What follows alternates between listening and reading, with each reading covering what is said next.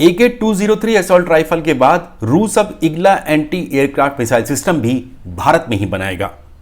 Make in India के तहत Igla S air defence system को रूस की रोजोब्रोन एक्सपोर्ट कंपनी भारत की एक प्राइवेट कंपनी के साथ भारत में ही निर्माण करेगी। इग्ला एस मैन पैड्स यानी man portable air defence system है, MANPADS, जिसे सैनिक अपने कंधे पर रखकर फायर करते हैं।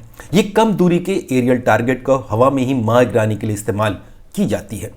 पिछले कई दशक से भारत की सशस्त्र सेनाएं यानी थल सेना, वायुसेना और नौसेना रूस की इस इग्ला मिसाइल का इस्तेमाल करती हैं, लेकिन अब ये काफी पुरानी पड़ चुकी है। इग्ला की रेंज 3 से 4 किलोमीटर है, जबकि इग्ला एस की रेंज करीब 6 किलोमीटर है। एयर डिफेंस सिस्टम में ये आखिरी मिसाइल है जो दुश्मन के ड्रोन, फाइटर जेट, हेलीकॉप्टर और मिसाइल को मार गिरा सकती है। अगर इसका वार चूकता है तो दुश्मन का हमला पक्का समझ सकते हैं, इसीलिए ये एक महत्वपूर्ण एयर डिफेंस सिस्टम माना जाता है।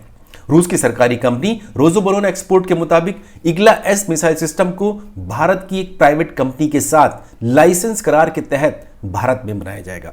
हालांकि रोजोब्रोन एक्सपोर्ट ने यह साफ नहीं किया कि यह कौन सी भारतीय कंपनी है जिसके साथ करार किया गया है, लेकिन माना यह जा रहा है कि यह Adani defence and aerospace company है।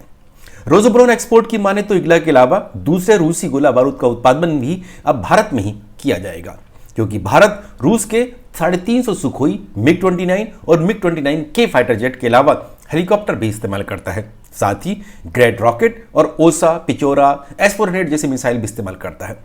रूस और यूक्रेन के बीच चल रहे तनाव के चलते हथियार, गोला बारूद और दूसरे सैन्य उपकरणों की सप्लाई का असर पड़ने के चलते ही भारत ने दोनों ही देशों की कंपनियों को मेक इन इंडिया के तहत किसी भारतीय कंपनी के साथ मिलकर भारत में ही रक्षा उत्पादन करने का प्रस्ताव दिया था।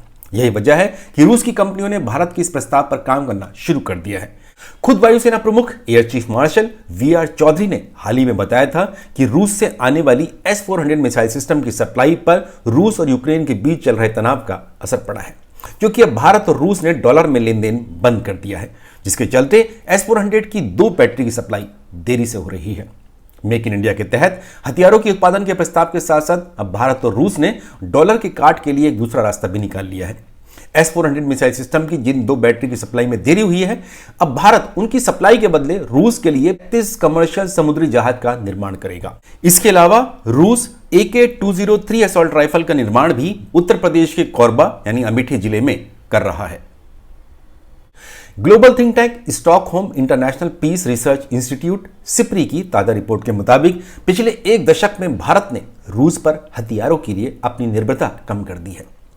बावजूद इसके सिप्री की ताजा रिपोर्ट के मुताबिक भारत के हथियारों के आयात में अभी भी रूस की भागीदारी 46% है। 1 दशक पहले तक यह भागीदारी करीब 70% तक थी।